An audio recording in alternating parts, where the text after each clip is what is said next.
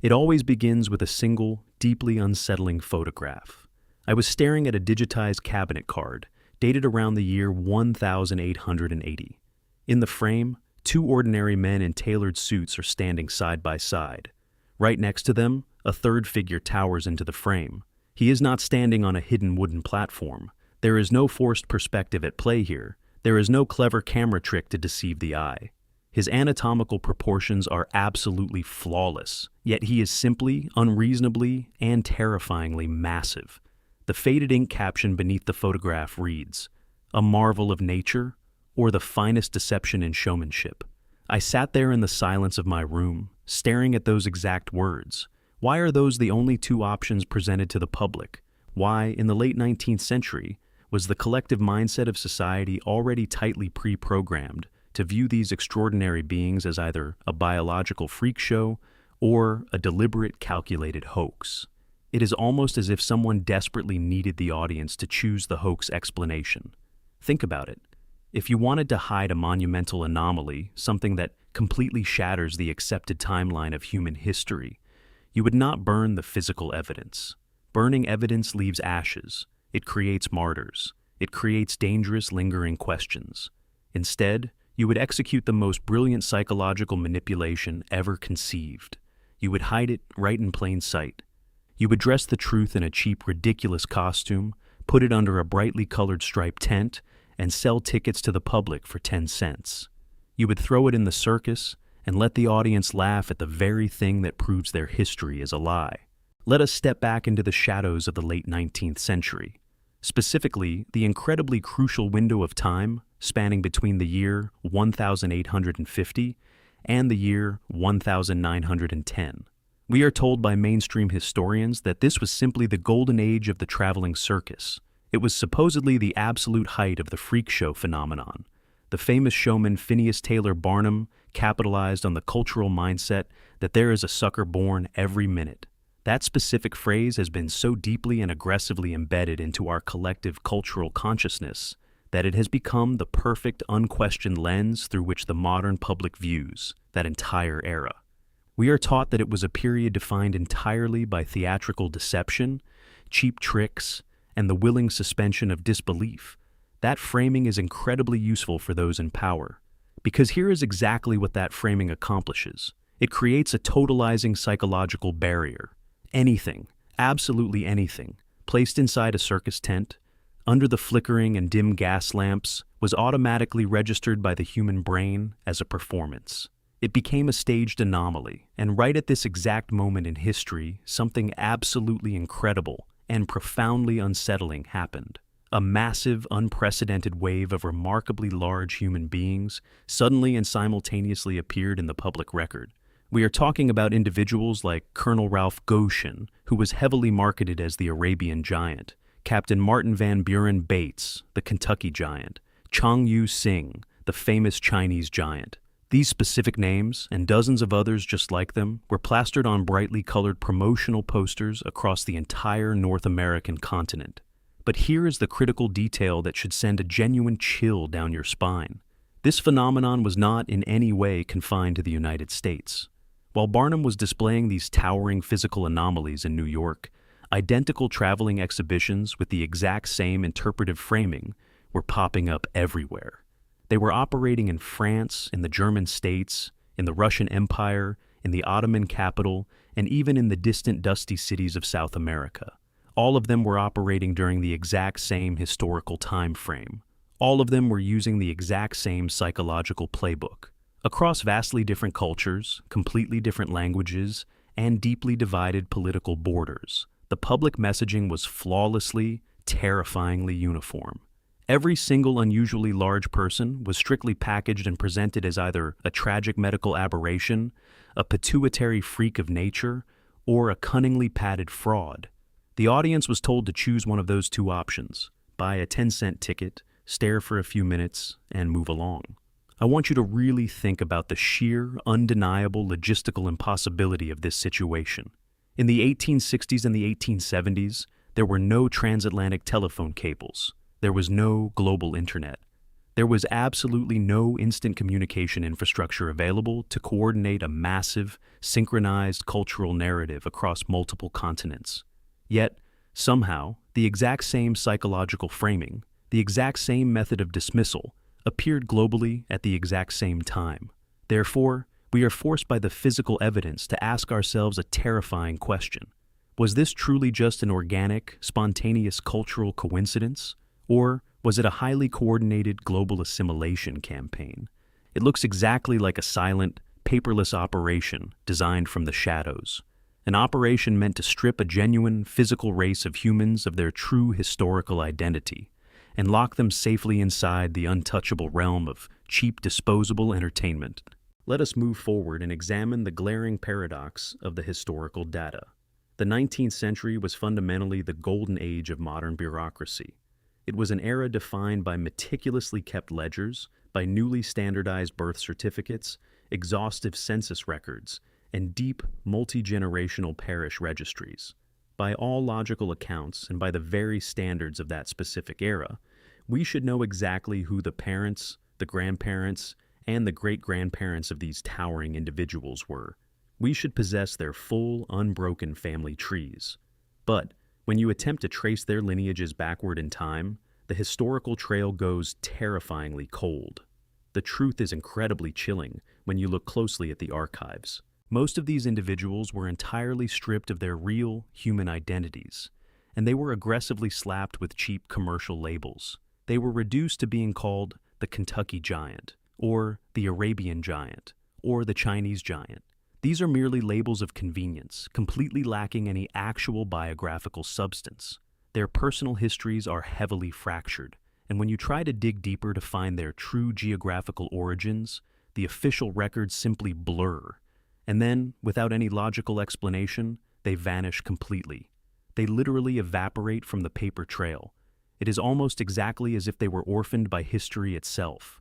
Now, let us look at the official medical explanation that was used to justify their existence. The newly established medical literature of the 19th century aggressively branded all of them as unfortunate pituitary patients. They were clinically diagnosed as victims of acromegaly, or gigantism. The official, scientific narrative established a strict, unbreakable biological ceiling, confidently claiming that these individuals rarely, if ever, exceeded 8 feet in height. But here is the exact moment where the official story collapses under its own massive weight. During those exact same decades, local newspapers across the entire United States, stretching from the rural Midwest all the way to the highly populated eastern seaboard, were constantly publishing countless detailed reports of massive skeletal remains being excavated from the earth. We are talking about highly specific documented reports of human bones measuring 9 feet, 10 feet, and even 12 feet in length. So, what did the scientific establishment do when confronted with this physical evidence? They immediately and systematically dismissed every single one of these archaeological reports as sensationalist newspaper fiction. They looked the public in the eye and told them not to believe their own local, trusted journals. Therefore, we are forced to confront a massive, glaring contradiction in the historical record. The authorities explicitly told the public to blindly trust the measurements on the circus posters, but to completely and entirely dismiss the measurements from the local archaeological digs. Why were the institutions of the era so incredibly selective about what the public was allowed to believe? Why would they meticulously erase an entire bloodline from the bureaucratic records, only to quickly replace it with a highly convenient medical diagnosis? But then, a massive, highly calculated shift occurred in the global narrative. As we crossed the threshold into the early 1900s, the brightly lit circus tent was simply no longer considered a safe or viable place to store these massive physical anomalies. The world was rapidly modernizing. Information was spreading faster than ever before. Everyday people were beginning to ask far too many uncomfortable questions about the true origins of human history. So, the establishment, the invisible hands guiding our consensus reality, initiated a great, silent transfer of power. The towering figures, the so-called freaks of nature, who had been paraded around for decades, were quietly and systematically pulled away from the unforgiving public stages. They did not simply die out naturally, nor did they vanish into thin air. They were transferred, They were physically and legally moved from the open, accessible gaze of the general public directly into the cold, sterile, and highly restricted gaze of the professional academic expert. The newly formed, highly credentialed medical institutions, the modern research hospitals, and the heavily guarded national museums began to aggressively extend their bureaucratic reach.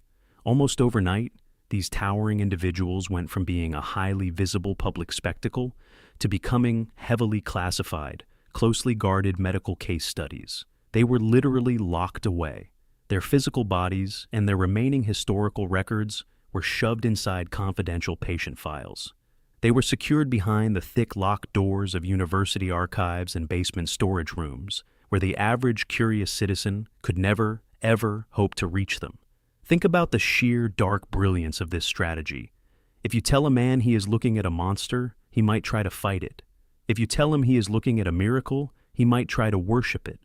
But if you confidently tell him he is simply looking at a tragic biological malfunction, he will feel a brief moment of pity, and then he will look away. And looking away was exactly what the establishment desperately needed the public to do. This was, without a doubt, a flawlessly executed tactical maneuver. The medical establishment weaponized complex diagnostic theories, using them as an impenetrable brick wall against public scrutiny. They began to throw around heavy, intimidating terms. Words like severe pituitary dysfunction, rare endocrine disorders, and pathological gigantism were aggressively deployed to completely shut down any lingering public curiosity. They decisively slapped a clinical, scientific label on the anomaly and declared the case permanently closed. Absolutely no further public discussion was permitted. By physically moving these massive bodies out of the highly visible entertainment economy and burying them deep within the closed loop of the scientific economy, they effectively silenced the entire narrative. The general public was no longer allowed to wonder if they were looking at the last, surviving descendants of a forgotten, colossal race. They were strictly instructed to accept, on blind, unquestioning authority, that they were simply looking at a very sick patient. And just like that, the living, breathing evidence of a completely different human history was locked in a vault, redefined forever by men in white coats. Let us deeply examine the truly heartbreaking and profoundly revealing historical case of Edouard Beaupré. He was famously known across the continent as the Willow Bunch Giant. He tragically died in the year 1904. His immediate family, who were simply ordinary, grieving people from a small town, desperately pleaded with the authorities for the safe return of his physical body. They just wanted to give him a proper, dignified, and traditional burial, but they were coldly and categorically denied. Instead of returning a son to his mother, a highly prestigious university stepped in and permanently confiscated his remains. They locked his massive body away from the world, officially classifying it as a mere scientific specimen. And they deliberately kept it there, hidden in the dark, for nearly an entire century, 100 years. I want you to stop whatever you are doing right now and really truly think about the sheer, terrifying magnitude of that institutional decision. Why on earth would a modern, supposedly ethical institution need to ruthlessly hold on to a dead man's body for an entire century? What exactly were those scientists studying behind closed doors that they could not easily find in a normal, average human corpse? Were they secretly examining his extraordinary bone density? Were they quietly sequencing his anomalous DNA? Or were they simply making absolutely 100% sure that the physical, undeniable, concrete proof of a completely different human bloodline never, ever saw the light of day again? This is exactly the kind of highly designed, systemic silence I am talking about. Think about the countless giant skeletons that were allegedly rushed into the deep, highly restricted underground vaults of the Smithsonian Institution during that exact same era. Think about the thousands of anomalous medical reports that were permanently sealed from public view, stamped as classified or confidential. This deafening silence is not simply the accidental result of poor 19th century record keeping. It is a carefully constructed, deliberately engineered void. It is a massive structural shape designed specifically by the victors of history, intended to perfectly hide the very physical evidence that would instantly shatter their fabricated, mainstream timeline. They did not just coldly steal these giant people's lives to use them for cheap carnival entertainment. They went a step further. They literally stole their deaths. They stole their graves. And they did it to desperately protect the fragile consensus reality that you and I are forced to live in today. So, what is the ultimate terrifying truth hiding at the bottom of this historical rabbit hole? The entire 19th century circus industry was never, ever a harmless, joyful celebration of the strange and the unusual. It was, in reality, a perfectly executed, incredibly brilliant psychological heist. It was a meticulously managed, deeply controlled public disclosure of the impossible. The global elite took the very real, physical, undeniable evidence of a lost, giant human race, and they intentionally dressed it up in cheap, humiliating clown clothes. They did this specifically so that you and your ancestors would point and laugh and completely refuse to believe the evidence of your own two eyes. If these towering, magnificent figures were simply sick, pathetic individuals suffering from random glandular mutations, why on earth did the most powerful scientific institutions of that era work so frantically and so secretly to control their historical narratives and even their physical corpses? What exactly are they so deeply terrified of us finding out about our own hidden human past? I want you to ask yourself right now, in the quiet of your own mind, is the modern world we live in actually built on a solid foundation of true history? Or are we all just wandering blindly, day after day, through a carefully constructed, brilliantly designed matrix of lies? Let me know exactly what you think down in the comments section below. If this video made you question the fabricated reality you were obediently taught in school, hit that like button right now and subscribe to Tin Can Kwa Ban for more deeply declassified truths.